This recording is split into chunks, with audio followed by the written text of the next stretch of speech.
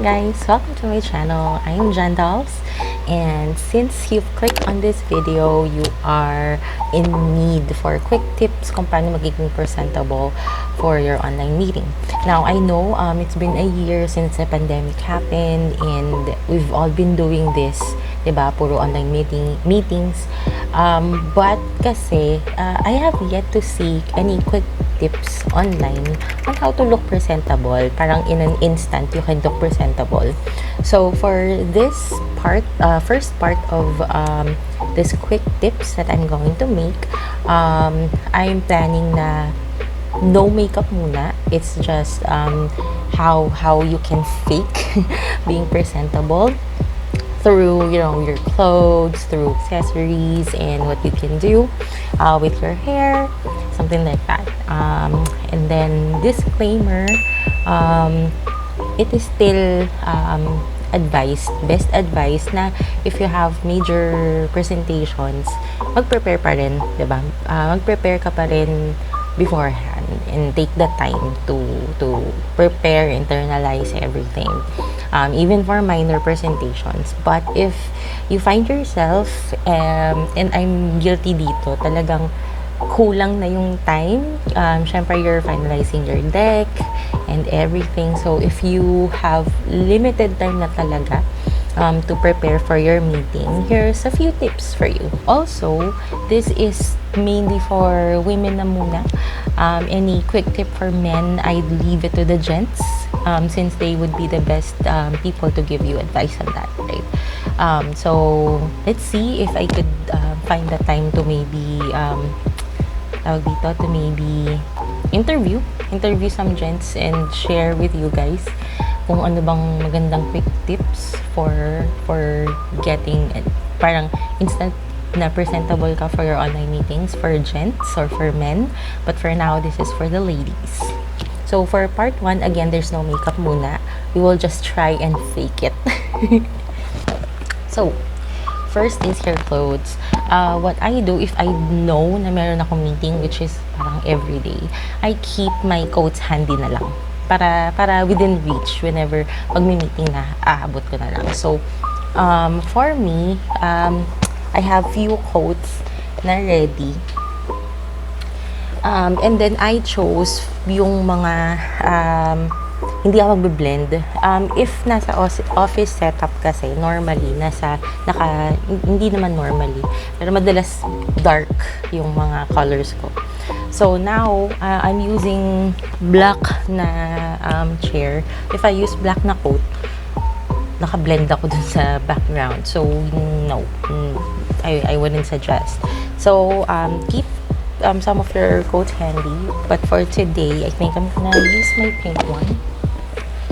Ayan. So, keep coats handy.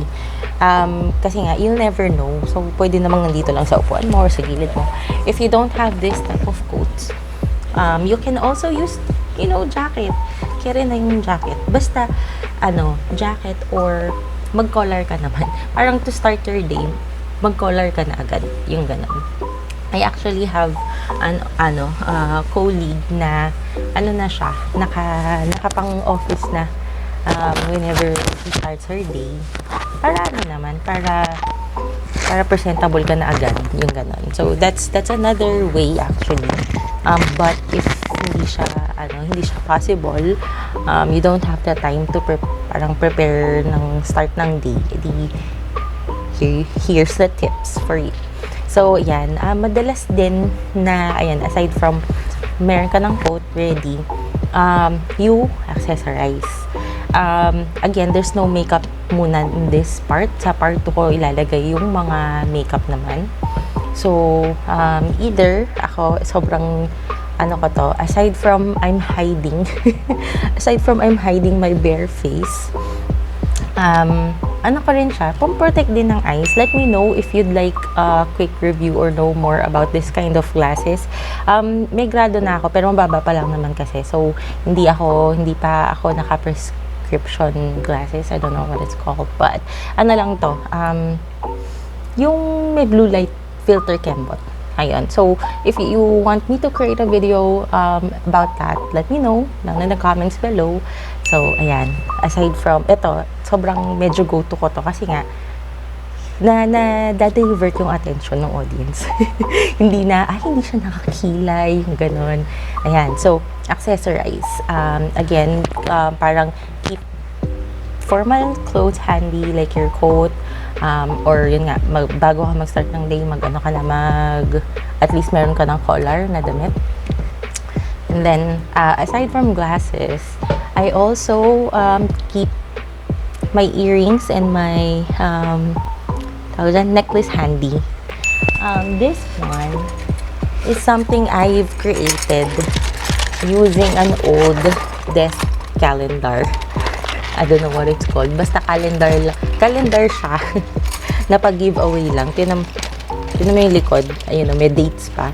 So, it's something na I've created lang because parang sayang naman, di ba? Tapon natin. So, let's be a little creative, and I've created a quick lalagyan, organizer ng mga accessories. So, I have my necklace here and some of my earrings. Itong mga to nasa Shopee ko lang nakuha. As in, wala akong mamahalin dyan. Puro Shopee lang yung mga yan. Ayan, free shipping. Shopee free shipping! But anyway, I keep this handy kasi nga, madalas din kasi yung meeting talaga namin. So, kaysa pumunta pa akong kwarto, di ba, andyan na siya. And then, whenever I want to create my makeup vlog, at least, andyan na. Nasa likod ko lang. So, let's choose kung ano bang bagay na accessory for this one. So, for meetings, parang ayoko naman ng sobrang pansinin ka. Pero, still, kaya ka nga nag-aayos, diba? Para presentable. So, choose yung hindi naman sobrang glaring kasi, syempre, meeting pa rin yung, official meeting pa rin yung pupuntahan mo. So, I keep it to, parang medyo dainty na look lang. Ay ko. Ayan. So, sweet lang na necklace. And then, for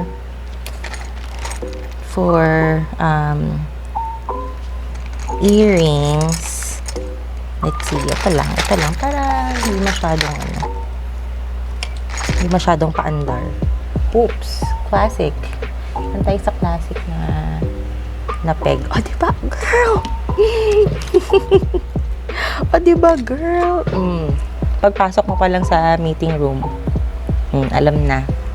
Prepared yarn. O, diba? Ganyan lang. And then, aside from all this, siguro, palitan ko yung glasses. Parang hindi ko sobrang bet.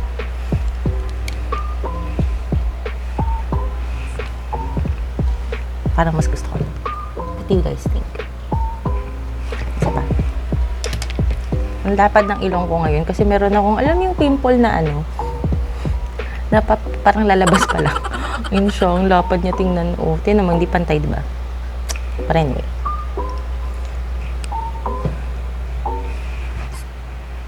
Ay, parang mas gusto ko to. Pero, syempre, punasan muna natin. Ayan. So, also, kung gusto nyo akong gumawa ng video about my work setup, kung paano yung itsura ko dito sa bahay, let me know. But, even though, baka gumawa pa rin ako kasi feeling ko super helpful siya. Lalo na meron kang handy na ganito, which is sa Shopee ko lang din kinuha. Diba? Handyan lang mga immediate need mo for work. Yeah, I think I like this one better. Yan, okay. So, ayun nga, again, parang wag naman masyadong wag sobrang OA yung yung accessories mo din. Just enough na hindi ka mukhang hindi prepared. Kasi in a sense, this will give you parang parang naghanda ka pa rin kahit hindi yung todo, 'di ba? Hindi ko feel yung earrings na with this. Maybe, let's try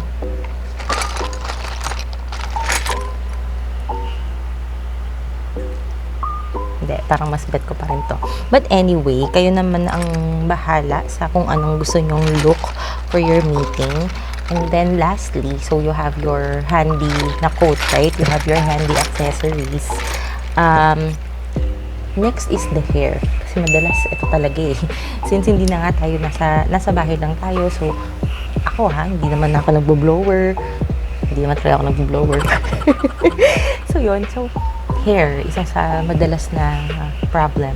Ang go-to ko na hairdo is this. I might make another video for parang simple look for your hair para sa mga meeting. So, watch out na lang guys kapag nag-upload na ako. I'll let you know. But what I normally do, and seryoso, you don't need na plakado for meetings. Kasi, madalas naman, hindi ka naka-ring light. Tapos again, kung major meeting and then you're a presenter to that meeting, please take the time to prepare talaga. Huwag mong gagawin to na instant prep lang. But yun, so kung hindi ka naman yung major, diba? Hindi naman ikaw yung titingin. But then again, it still pays na presentable ka.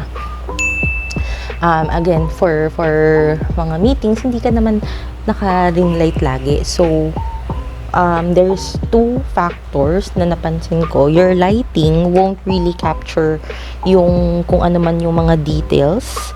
So, kahit hindi plakado yung ano mo, yung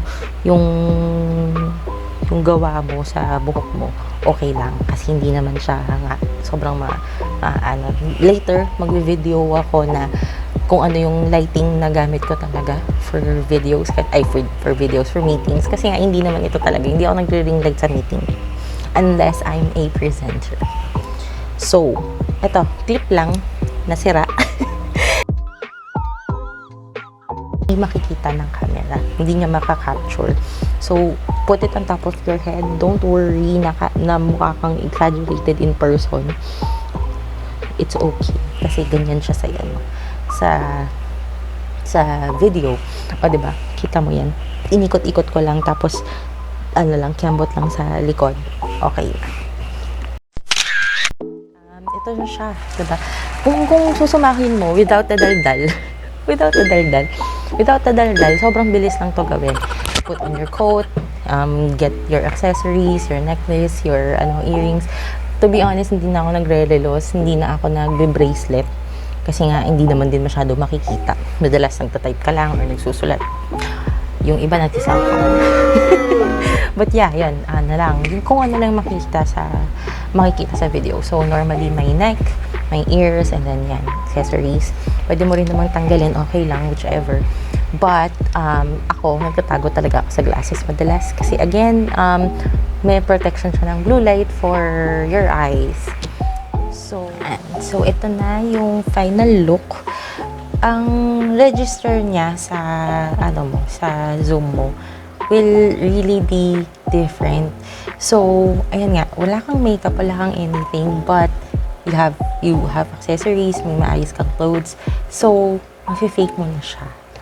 Diba? Mafi-fake mo na siya ng ganyan. So, kahit na hindi ka super nag-prepare and you have limited amount of time lang to prepare for your meeting, basta magdamit ka naman na maayos and accessorize kahit walang makeup, kayang-kaya. Yun naman yung face, diba? Kasi nga, again, I don't know if it's the technology, maybe the lighting as well. By the way, this lighting right here is what I really use for my meeting. So, what you see is what yung mga ka-meeting ko sees. Yan siya. So, diba, hindi halata na hindi ako nag-makeup. Although, syempre, kita mo yung kilay na hindi gawa yung kilay. But, then again, you still look prepared. Na nag-coat ka lang naman, naglagay ka lang ng accessories, and nagtaas ka lang ng buhok. Okay na. So, yan. Guys, so, ito talaga yung lighting ko for meetings. Ang gamit ko lang is a desk lamp. Hindi ko sure kung kaya ng but anyway, i-ano ko na lang. Siguro mag-upload din ako ng yung work setup ko para makita nyo. But it's just a regular desk lamp using yung yellow na bulb. para warm yung light. Pero basically ito lang yung lighting ko.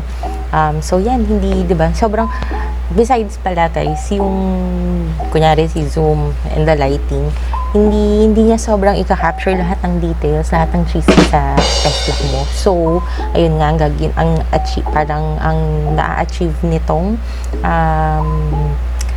accessories is siya, at least hindi na yun yung mafo-focus ng mga tao. So, that's it guys. I hope you like it. And I hope makatulong tong tip na to.